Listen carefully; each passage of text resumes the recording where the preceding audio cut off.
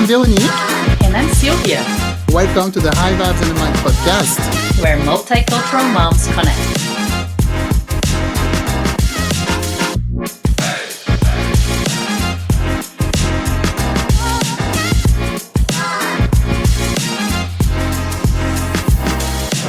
Hi, everyone. If you enjoy the episode, if you learned something today, please consider following the show, subscribing to your favorite podcast platform, or leaving a 5 stars review. This helps the podcast more than we could say. This allows us to reach more and more people, and that would mean the world to us. Thank you.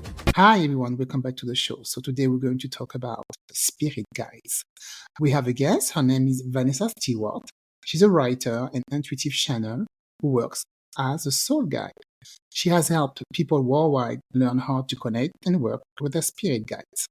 A powerful connection to her spirit guide Z led her to become a professional intuitive in 2016. Vanessa believes the world will transform if we all remember the souls we are and that we could communicate with our spirit teams. Vanessa is based right outside Los Angeles, and when she's not channeling spirit guides, she enjoys gazing at palm trees, devouring delicious tacos, and dancing to the beat of some classic new wave tunes. So let's learn about spirit guides. It's very exciting. Hello, everyone. This is Veronique back on High Vibes and the Mic. Hi, Sylvia. How are you? Hi, good Veronique. How are you doing? Good, thank you. So today we have a guest, Vanessa. How are you today, Vanessa? Very good. Thank you for having me today. Oh, you're welcome. Thank you for coming. So our first question, we're going to start right away because we have a lot of questions. Okay. Yes. We're very, very, interested. So the first question we're going to ask you, I'm sure everybody asks you that, is how did you connect? How do you connect with your spirit guide? And do you follow like a ritual, a How do I personally connect? Yes. It's been a process. It's been over a 20-year process for me. When I first started out 20 years ago, I actually had to go through a bit of a meditation, a visualization, and I would meet my guides in a gazebo. And it would require me to actually get in a rather deep altered state in this meditation. And over time and practice and consistency, I'm now able to just communicate with them whenever. So I don't really have to do rituals or anything like that. But I think for somebody just starting out, it would be great if you turned it into some sort of regular practice or some sort of ritual. If you want to burn a candle or play some music before you get into that kind of mode, and then maybe feel protected, because a lot of people have some fear about connecting to spirit, and move into that. That would be great. So for people who don't know, because I don't know much about it, so what is a spirit guide? A spirit guide is a non-physical being of love. It is basically us when we cross over and go back home. And spirit guides are those beings who have been asked to come back and be guides for us. So they go through a bit of a training process. And that training process helps them basically remove a lot of their ego so they can be beings of unconditional love and help guide us in through unconditional love without any kind of judgment for either party in any situation. And you do have to accept that role, and you have free will, so you don't have to accept it. But I would say most do. Most of them wants to help, right? Yes. It's an honor to be asked. Yes. Okay. And so you mentioned in your website about that you work with many different teachers, medium, healers, and that you connected with your spirit guide that you call Z. Yes, Z or Z. Yes. Z, yeah. And then everything changed. So can you tell us more about this experience? Yes, I mean, I learned the basics from other people, and what I learned is a lot of those teachers were already connected to their guides, and they showed me that you could have that experience. Once I met Z, and of course, again, this is over 20 years of building this relationship and connecting and opening up my intuitive abilities. It's this process of direct revelation, this direct connection to spirit. Once I met him, it just took my intuitive abilities to the next level, because here was this being that loved me and knew me from other lifetimes, knew me from in between lifetimes, and was able to help me remember the soul that I am. So once you meet your spirit guides and you start consciously working with them and practicing and making that a daily part of your spiritual connection, your activities, you're going to start remembering more and more of who you are, more and more of the soul. It's like you start embodying more of the soul self. And that opens up all of the intuitive abilities, your clairaudience, your clairvoyance, all of those. And so it just took me to the next level. I mean, I worked with a lot of people, but this meeting my guides took me to the ultimate level. Okay, I see. So, and that help you more in your, of course, in your current life, if you can remember what happened in your past life. Yes, in past lives, but also in between lives. Like people who are in spirit have rich lives. They're not just sitting on a cloud playing a harp. I mean, you can if you want to, but they are having these rich lives. So I was able to remember more of who I am in spirit. What do I do? What are my activities? What are my interests? Who else do I know? And besides, Z was sort of like opening the door to me meeting all these friends again. And so I was able to connect with other spirits that I know that are on the other side. And also including my loved ones, was able to open up that door too, to talk more freely with my loved ones that are there as well in spirit. So, Vanessa, how do they connect with you then? How do you, I mean, not how do they connect, I mean to ask, how can they help you? When you're connecting with your spirit guide, in what ways can they help you? Oh, It's wow. like through profession, through emotional. Endless. It's through every aspect of your life, they can help you. They help you walk a more aligned path. They help you follow your soul's purpose, your soul's truth.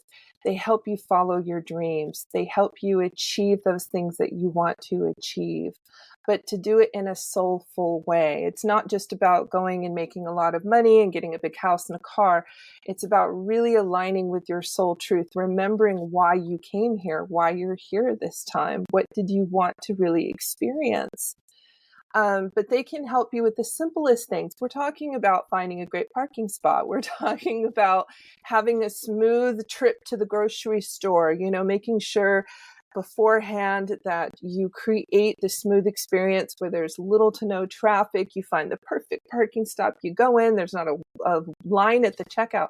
And that's where you can really call in what are called helper guides. And those helper guides, I call them parking fairies, but those helper guides are the ones that can help you have a smoother ride in the world, a smoother existence, so things aren't as hectic and stressed. And they can also help you calm down. A lot of us are stressed out. A lot of us are, I live in the LA area, so there's a lot of traffic. And that's where I use them a lot, is just to have a smooth trip down the interstate. You don't want to have any accidents or things that'll slow you down. You want to be able just to have a smooth ride. So they can help you with the smallest things like that to the bigger things about maybe how to better communicate in your relationships, how to better communicate with your spouse. Let's just say that your children are having difficulties. They can help you better communicate with your children and understand that each person in your life has a soul and has a higher self. Okay. And the higher self is the part of them that has more of the memories, that has more of the access, and you can communicate with that higher self, and if you're having a hard time communicating with your partner, you can communicate with the higher self instead to try to get some insight on how to improve the relationship. So it's endless, the amount of ways that they can help you. Well, so that also means that they could come and go. We could have different spirit guides throughout our lives, depending on Yes, your situation.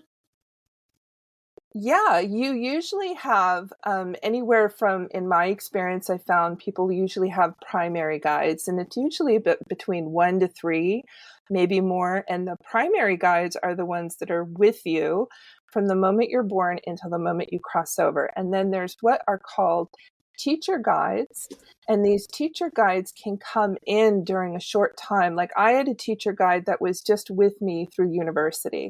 The moment I graduated, he was gone. He was out. He left. And he was just there to help me retain the information and get through my studies. So you can call on teacher guides. They do come automatically.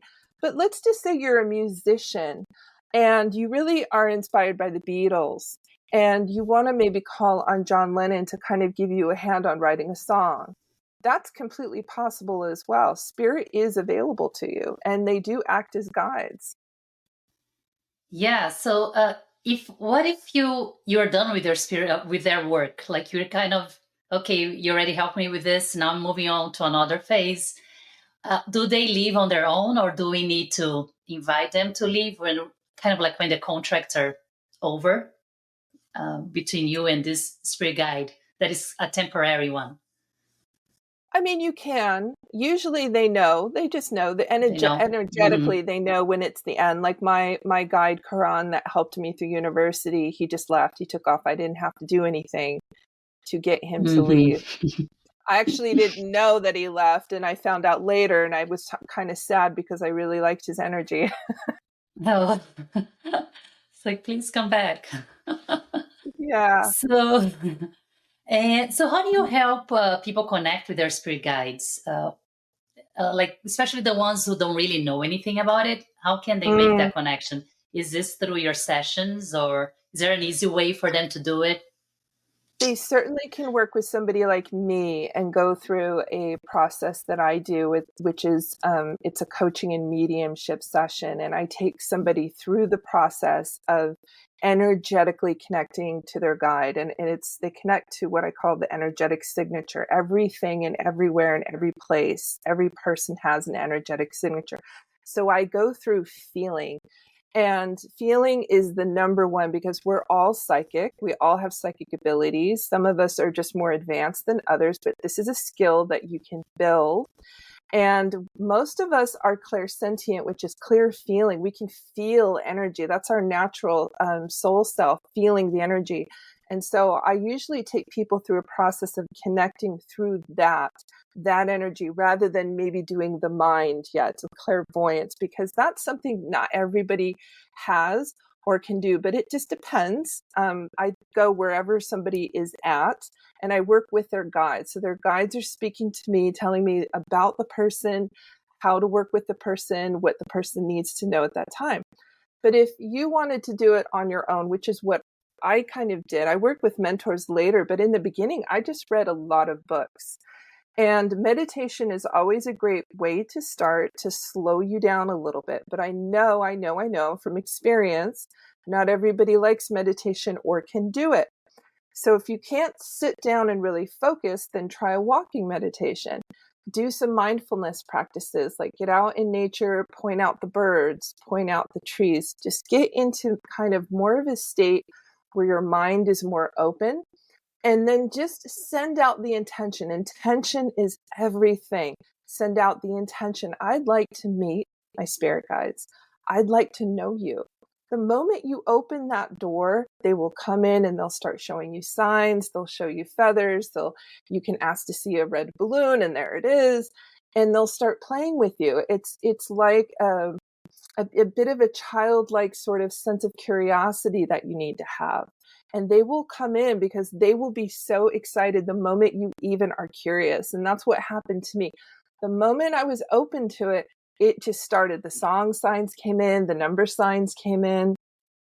And you can do guided meditations as well. If you're somebody who wants to work more solo, there's so many guided meditations on YouTube that you can use as well. Yeah, and trust your intuition as well, right? That you're actually listening, because I think a lot of people can be I was like that for a while too. I'm like, is this really what I'm listening? Is that like a sign? Should I take that as a sign, or oh, maybe it's nothing, and you just don't trust your intuition? Yeah, It's I think you should just go ahead and trust it, because once you are setting the intention, don't question it. I know we do that. I know I do. I still do it sometimes, but yeah. it's like playing a game with them. You're opening up, you're taking a step forward and going, oh, what's this? What's this? And they'll play with you back. It's that kind of thing. Yeah. And is there anything that people should be aware of or cautious when trying to connect with a guide, and maybe inviting something that you're not really wanting to deal with? Again, I always say it's your intention. So if you're somebody who has a lot of belief systems, or maybe you're a little afraid of spirit, I know I was, because I grew up watching a lot of, the horror movies in the 80s and 90s and that kind of thing. And there was a little bit of trepidation on my part. So what I would suggest is go ahead and do a little practice where you're cleansing yourself energetically, and you imagine maybe like a golden light around you. Know that you're protected. Try to get into as much of a love vibration as you can by listening to pleasant music, and tell yourself, I am safe. If you like to work with angels, Archangel Michael is the angel to call on to help you feel protected and safe. But I would say that we all, each one of us, have what you could call a protector guide, or some people refer to it as a guardian angel. So we don't even know how protected we are. We have no idea. So we really don't need to be afraid of attracting anything negative, unless you're like in a bad space. You don't want to be in a stressful place or a negative space, or feeling bad kind of energy. That's not the time to connect. You need to take a bit, like if you're going through a very stressful time in your life and you're very, very upset, and you're like, guides, it's most likely that that's not the time to connect. Go for a walk, chill out a little bit, calm down, listen to some good music, lift your vibration up a little bit, and then connect. That way you don't have to worry about running into anything negative at all. Yeah, I agree. Especially when you're try to meditate, or try to, like, if you want to pray or just take that time for yourself, and you're in a bad mood or like angry with anything. There was me this morning. I was kind of upset. I was telling Veronique. I was like, I had a rough morning, and said, I try to go to mass and relax, but it wasn't working. It was just not, I thought like to myself, I should have stayed home and maybe have gone for a walk or something, and then try to calm myself down, meditate. That's when you can expect things to happen. Because if you're like closed up like that with not so pleasant feelings, it doesn't really work. It's hard to connect. Yeah. When you talk about those movies in the 80s and 90s, I think that's what is also stopping me from trying to do that, because I got traumatized. So that's true. I would be afraid to call something that I really don't want to hear or see about, right? But now that you said, we're protected, and I know I'm protected also, so maybe one day I'm going to go in a deep, meditation and try it out. Just try it out and go at your own speed. You've got plenty of time, so you don't need to force it. I was very afraid too, like I said, and I started out with those guided meditations or those visualizations of going to a space in my mind that I felt safe in, which was like a park with trees and a gazebo, and then would invite them in. And it took me a little bit to get comfortable, because, you're dealing, that, and your mind will question it and doubt it and go, am I just making this up? But just keep going with it. You have to have an open, curious mind, and record and write down your experiences, and just keep going and keep going, and talk to them during the day, even if you can't hear them or feel them, and just start inviting them into your reality. And you're going to start seeing the signs. It will pop up. You'll start noticing things that they will reach you. So do you think those spirit guys are maybe part of a family or family tree, or because you said they're part of you? Because sometimes, not now, but sometimes when I really need, I can feel my grandmother, maybe in dreams, or, I can feel that she's close to me. So those spirit guides, are they people that were with you in another life, or were the people that were with you and they died and they're coming back to help you? They can be. There's a lot of people do connect with their ancestor guides, and that goes back generations and generations. Usually our primary guide isn't somebody who we knew in life, but I've experienced some people, if like, say, if you lost somebody at a very young age, a grandmother or parents, they do come in and they will take the role of maybe like a protector guide through your life sometimes. But you can totally connect with your ancestors and bring that energy in. And your loved ones, in my experience, aren't kind of members of your primary team from life, but they come in, they're like consultants, and they can come in and out. Like they come in, it's like, grandma will come in when you're cooking her, her recipe, and you can feel her energy because she really is there. And so in that way, they do act as guides. They can help you in your life, and you can communicate with them, and they can give you advice. Okay, because that also brings me to on your website, you're talking about, spirit visitation dreams. Yes. And this is when she comes all the time.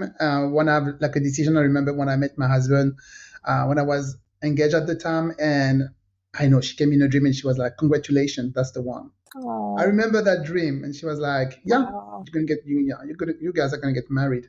So I guess when you dream, sometimes you're like, "Oh, it's just a dream. That wasn't real." No, yeah, we dismiss those, don't we? We just dismiss this. I've had several visitations from my grandmother and from people that I've lost over the years.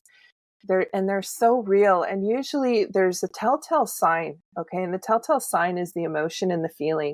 When you wake up and you can remember what they felt like if you were hugging them, or you can remember their voice, or this visceral reaction that you're having. And it's usually a pleasant dream. They're sharing messages with you. Sometimes even the colors will be maybe a little bit more vivid or bright, or there'll be like a golden glow, I've noticed, when you're having those spirit visitations. So yeah, don't dismiss those. Those are absolutely real visitations.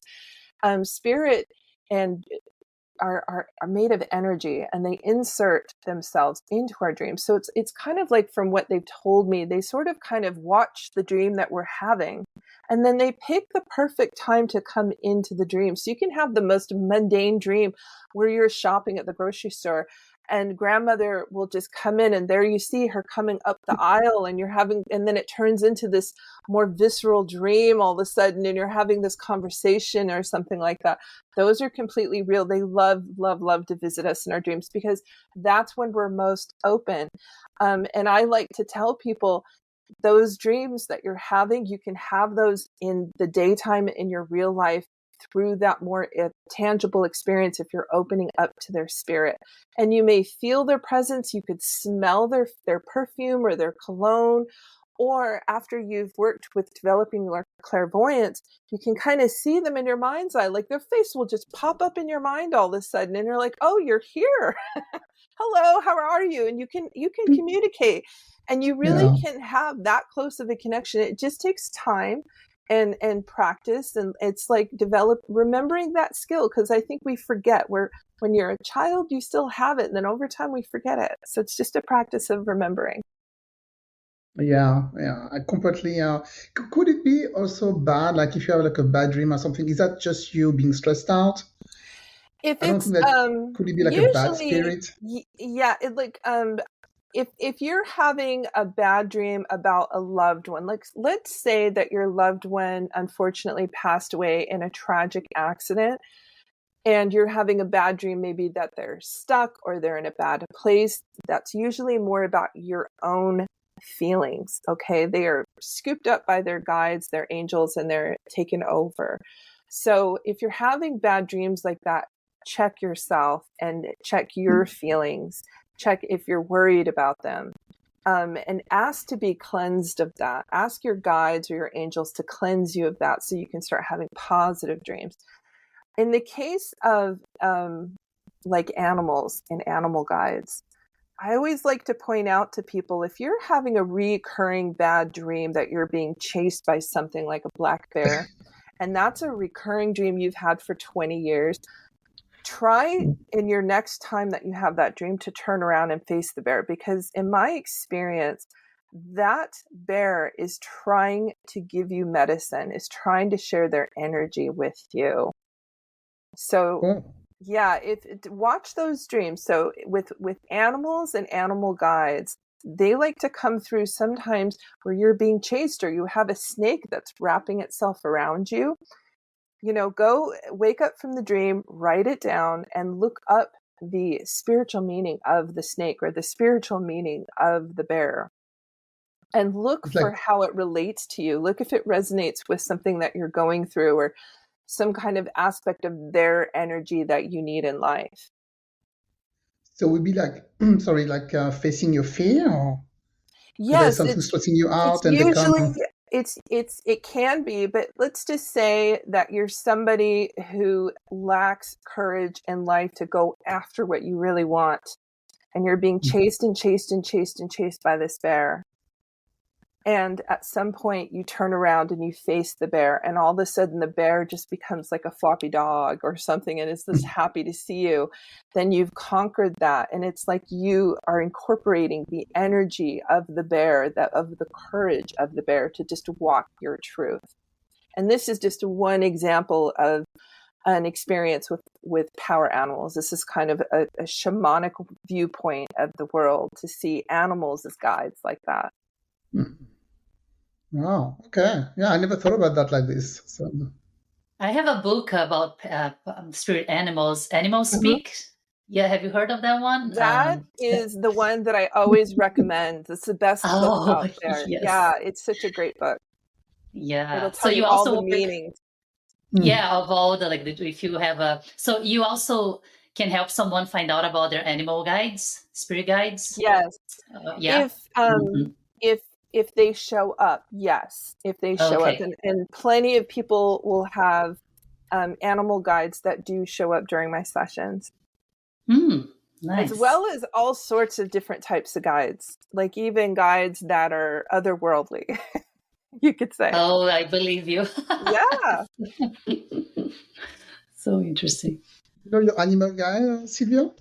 I got a report, from another clairvoyant reader. And so I know the 6 basic ones, that are with me all the time. Okay. Yeah, but that book is amazing. Yeah, it's really informative. All right, so going back to the spirit guide. So I read on your website also that you said that the timing is right now to communicate with us, that they can communicate with us better now. So is there something that changed during the years, or maybe people were not aware, were not awake? There's been so many energetic shifts over the last 40 years. And a lot of people go all the way back to the shift that happened in 1987, which they call the harmonic convergence. But what I was told by my team is this has been going on for a long time, as far back as right after World War II, is when the call went out to bring in much more light workers onto Earth to help shift the energy on Earth to more of a love state. It's like to drop off some of that contrast that we're experiencing to move into a higher vibration. And that shift is happening every few years. Like there was a big one that happened in 2012. 2020 was a huge shift. So many people woke up during 2020. And now again in 2024, we're having another big shift. And I've been seeing that over the years. You can see it every now and then. A lot of people just suddenly are waking up. And the energy right now is so easy to connect to spirit compared to when I started over 20 years ago. It just feels different. I have seen people go from 0 to 60 now. It took me 20 years. I've seen people now, it's like the energy's easier. It's more malleable. It's not that it was ever far away, but it just feels a little bit closer, a little bit easier, because the more of us, the more people who wake up and the more people that are connecting to their guides, the more that we make it okay, the more that we make it more available for everybody else. And that's what's happening, is more and more of us are getting interested in spirituality and spirit guides and working with crystals and all that sorts of stuff, energy healing and Reiki and all that kind of stuff, that it sort of permeates the collective energy around Earth. And it just makes it easier to kind of explore all of this. So now is the time. It's like the perfect time. I think also, sorry, I don't know what I have today. It's really, it's easier also, I guess, to communicate also nowadays. Because before, when I got interested in all of this, I can only read about it. It was, you have to buy a book or go through a book. But now there's so many people online talking about it, and you can find stuff so much easier now. So maybe also, it's more, it's more not affordable. It's more, people can have access to it more easily, I guess.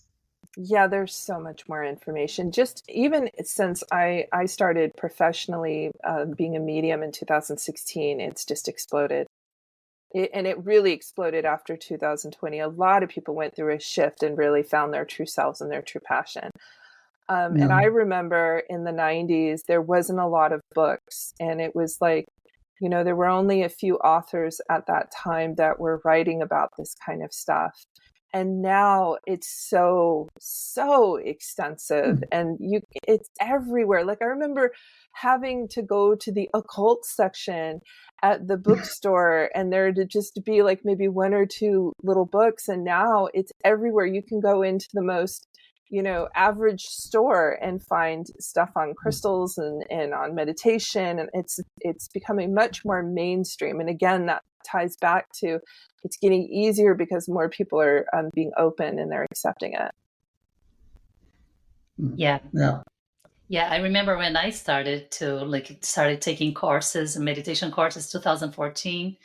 And it was, I was surprised actually that I could find something like that in the US, because I'm from Brazil, and in Brazil, people are very tuned in with their spirituality and getting like channeling guides, spirits. So I was really like familiar with that and just used to it, being around people who actually are like seeing them do it, like channel a being and all that stuff. I always liked that. And then when I moved to the US, I was like, oh, there's no way I can find anything like that. And then sure enough, through a friend, found this meditation school, and they work with the same type of things, just like different words that they use, of course, like it's all different language. But in the end, it's always kind of the same thing, they're working with the spirit guides and spirits and energy. It was just like a little different in Brazil. And I was happy to see it here. And like you're saying, it's just like more and more and more. You see it everywhere now, which you have to be careful in a way to make sure you're really working with someone experienced, right? And who knows, it's not just like a trend.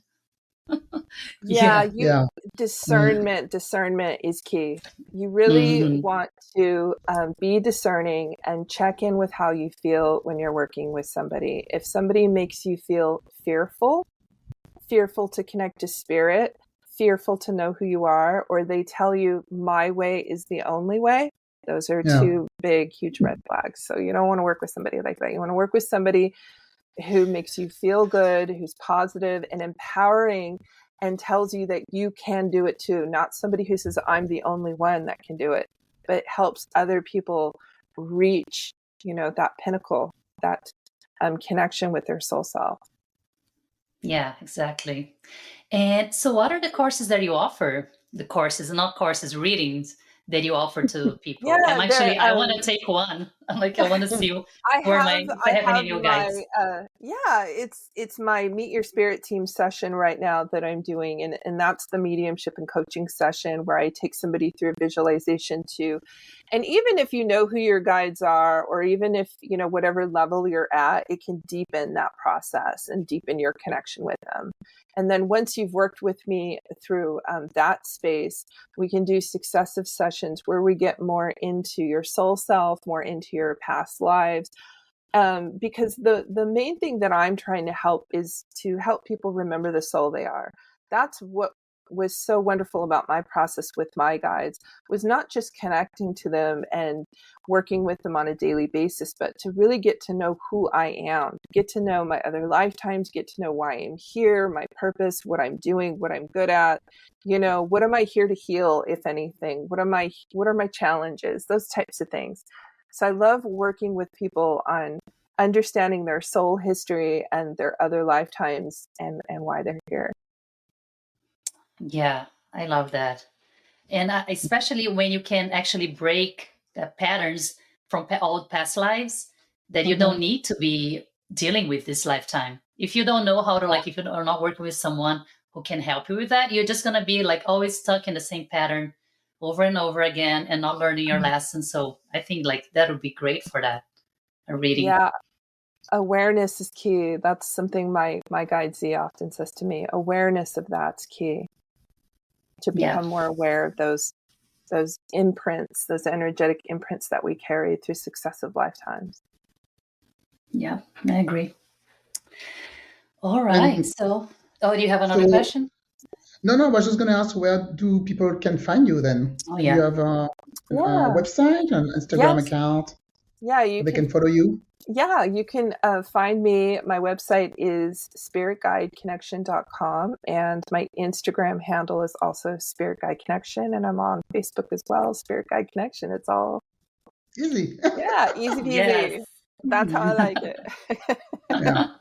Of course, we'll include everything in the show notes. So if somebody wants to connect with you, they can just go there and read the note and see where you are. And I mean, I was thinking what Sylvia just said, that you don't have to repeat the pattern and everything. That would be so nice to know, not what really happened in your past life, but to know that, okay, this is in the past. I don't need to deal with that again this lifetime. And that's what's great about working with the guides, because the guides will tell me. They'll just get straight to the point and say, this is what's happening. They're doing this and they don't need to do this anymore. That's why I work directly with the guides and your higher self as well, because your higher self, I always include that on the spirit team. So that's who I work with to help people. It's great to help people. Yeah.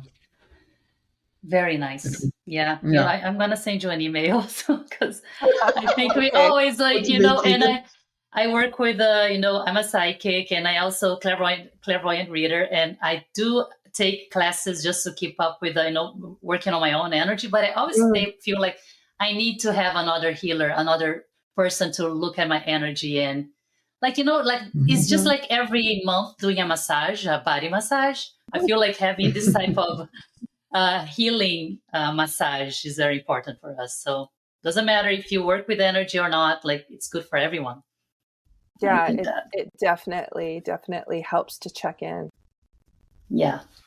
All right. Thank you, Vanessa. Thank you so much for being here with us. Thank you for coming. Love the conversation. Thank you for having me. It was lovely. I enjoyed it. You just got a new client. Yeah. Hey. I mean, I'm so easy for those things. I love it. Thank you. And guys, don't forget to follow us on Instagram, to leave us a review on Apple Podcast and Spotify. And we'll be back on Monday. All right. Take care. Bye-bye. Thank you for tuning in to High Vibes and a Mic. Until next time, keep learning, growing, and exploring. Don't forget to follow us on Instagram, Facebook, and YouTube.